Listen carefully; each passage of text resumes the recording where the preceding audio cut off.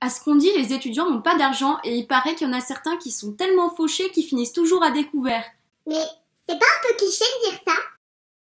Hola les gens de YouTube, c'est les vacances scolaires et la rentrée est pour certains dans pour d'autres dans 2 mois, donc a priori on n'y est pas encore. Et pourtant certains étudiants travaillent. Pendant l'année ils étudient, pendant l'été ils travaillent. Mais pourquoi? Tout simplement pour pouvoir payer leur année d'études, éventuellement pour pouvoir payer les éventuelles soirées qu'ils feront au cours de l'année, pour pouvoir payer leurs charges fixes, etc. Bah oui, certains n'ont pas le temps de travailler au cours de l'année et c'est tout à fait compréhensible. Quand on étudie, on n'a pas le temps. Quand on commence nos études, on est souvent loin de chez nos parents, en tout cas on n'a plus nos parents derrière nous, on commence à être plus indépendant et il faut qu'on apprenne à gérer notre argent. Et ça, il y a beaucoup d'étudiants qui l'ont bien compris. D'ailleurs, il suffit de regarder sur YouTube, il y a déjà des tas et des tas de vidéos sur le sujet. Ouais, c'est hyper original de choisir de faire une énième vidéo sur le sujet. Vous l'avez peut-être constaté, mais cette vidéo sera en 2 parties.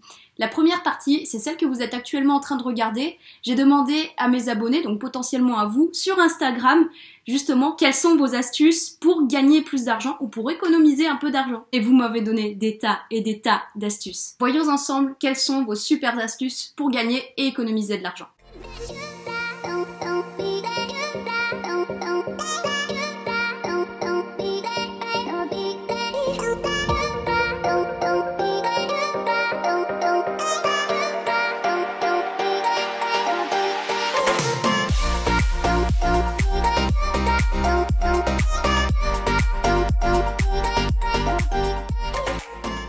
La première astuce, c'est Arthur qui nous dit se trouver un petit job étudiant. Il est facile d'en trouver facilement sur le site Mes Services. Et effectivement, la technique numéro 1 pour gagner de l'argent, c'est d'avoir un job. Et la plupart des étudiants que je connaisse travaillent en général le samedi parce que c'est un jour où on n'a pas de cours. Et ça laisse quand même le dimanche comme jour du week-end. Donc après tout, pourquoi pas? Comme site pour trouver un job, effectivement, il y a Mes Services, mais il y en a plein d'autres. Il y a aussi Indeed, moi c'est le site que j'ai utilisé pendant un petit bout de temps. Il y a des applications comme Bruce, je sais pas comment elle se prononce, mais on va dire qu'elle se prononce comme ça. Et il y en a des tas et des tas d'autres. Je vais même pas vous faire une liste parce qu'il y en a beaucoup trop. Prochaine astuce. Là c'est une technique de Arnaud qui lui, mais alors il est ultra radical, il dit n'avoir aucune vie sociale. Je doute que tous les étudiants adhèrent à ce genre d'astuce. D'un côté, si t'as aucune vie sociale, c'est sûr que tu vas pas aller en soirée, tu vas pas payer de verre à des gens, tu vas pas aller au resto, tu vas pas offrir de cadeaux.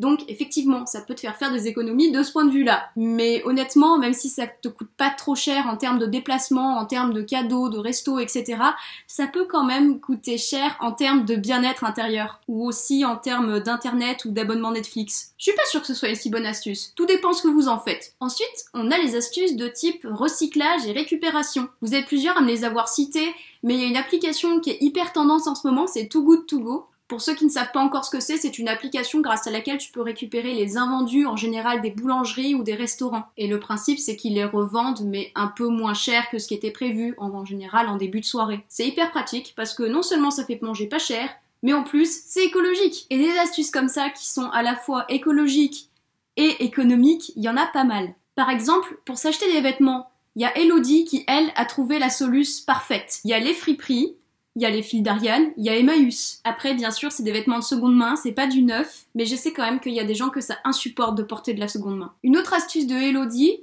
qui ne concerne cette fois plus les vêtements, mais les objets, c'est la réutilisation d'objets, entre guillemets, terminés, pour une autre utilisation. Un truc que je vois souvent tourner, par exemple, c'est l'utilisation de cagettes repeintes pour faire des meubles. En vrai, c'est plutôt joli, Suffit d'être un peu créatif. Ok, on a des astuces économiques pour les vêtements, pour les objets. Qu'est-ce qui nous manque?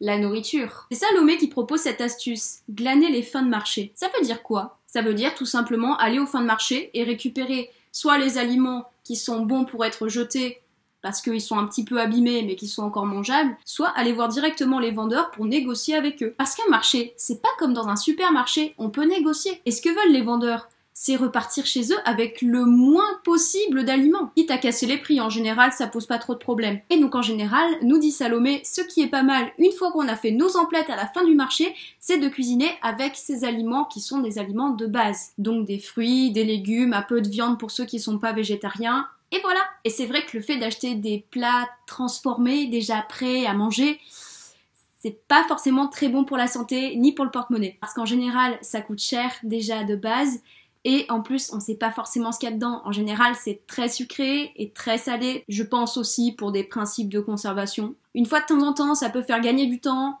mais au quotidien je suis pas sûre que ce soit très bon. Donc effectivement, le fait d'apprendre à cuisiner soi-même avec des aliments très simples, franchement, c'est un bon plan. Ensuite, on a une astuce de Laetitia qui nous dit « Acheter sur Wish ». Comment dire ?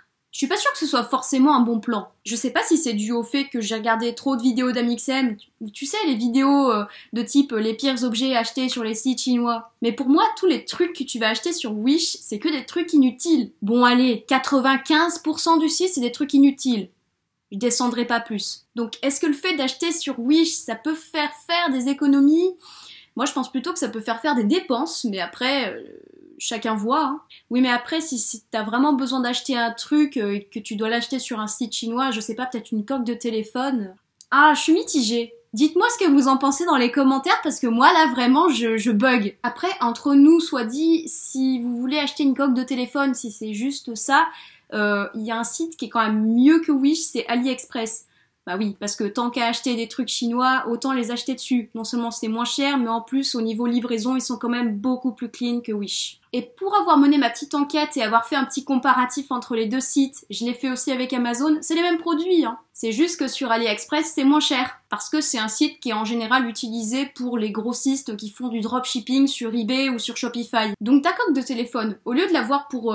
allez, 4-5 € sur Wish, tu peux l'avoir sur 99 centimes sur AliExpress. Après, n'allez pas acheter n'importe quoi dessus, parce que comme je l'ai dit tout à l'heure, quel que soit ce que tu achètes, dans tous les cas, c'est pas une économie que tu fais, c'est une dépense. Une dernière astuce que je vais vous citer, donc c'est une astuce de chez Lise qui nous dit « Chaque semaine, mettez 10 ou 20 € de côté ». Effectivement, plus tu cumules tes 10 et 20 € de chaque semaine, plus tu auras d'argent de côté. Avec l'effet cumulé, tes 10-20 € vont se transformer en 30-40 €, 50-60, etc.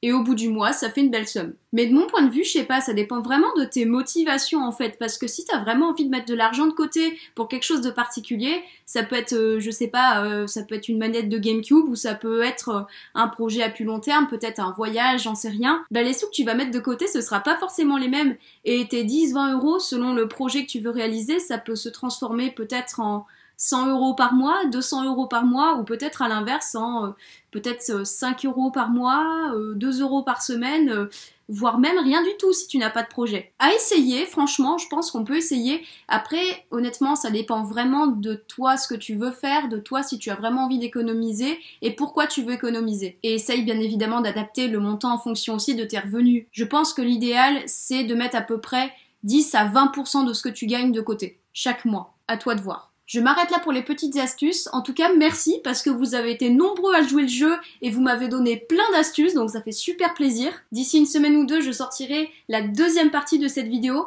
et dans cette deuxième partie, cette fois, ce sera moi qui parlerai de mes propres astuces. Par contre, je vais quand même faire en sorte de vous parler d'astuces qui n'ont pas encore été dévoilées sur YouTube parce que il y a quand même énormément de vidéos sur le sujet et je peux vous assurer, je les ai toutes regardées et je vous promets que je mettrai que des astuces qui ne sont pas encore sur YouTube. Mais que j'ai testé moi, hein, parce que sinon c'est pas drôle. J'espère que cette vidéo t'a plu, si c'est le cas tu peux mettre un petit like. Après si elle ne t'a pas plu, tu peux toujours mettre un dislike, après tout c'est ton choix, c'est toi qui vois. Comme d'habitude, je te laisse mes réseaux sociaux juste ici et en barre d'infos, mon Instagram @milboxworld et mon Facebook Alban Canard Plastique. Et là où je pose mes questions comme je les ai posées dans cette vidéo avec toutes les réponses des abonnés, ça se passe en story sur Instagram et quelquefois sur Facebook, donc il faut que tu suives mon Instagram si jamais tu veux participer. Je ne fais que de temps en temps ce genre de vidéos, c'est pour ça qu'il ne faut pas les louper. Si tu souhaites en voir plus sur mon travail, tu peux aussi aller regarder mon site web qui est juste là, albancanet.com. Sur ce, je te dis à bientôt, peut-être à la prochaine partie de cette vidéo, et je te fais de gros bisous. Gros cœur sur toi. J'ai encore fait un cœur moche, merde.